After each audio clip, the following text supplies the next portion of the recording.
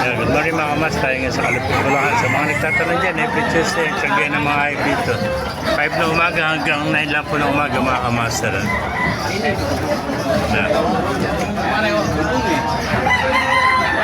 Mga kamaster, dito tayo nga, nakaupo. Nakasilong tayo, nakasalaki yung bumos ng malakas na ulan dito sa Kalupit, Bulacan. Mga kamaster, mga manok dito, mga nakasilong sa ilalim ng palengke ng Kalupit. Ito yung pinaka underground ng second floor ng mga kamaster. Dito kami nakapwesto yan. Mga manok, puro mga nakasilang, tabi-tabi sila din. Siksikan. Yan, mga kamaster.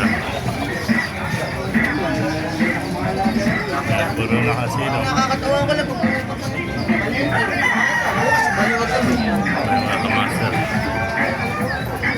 Tangina, puro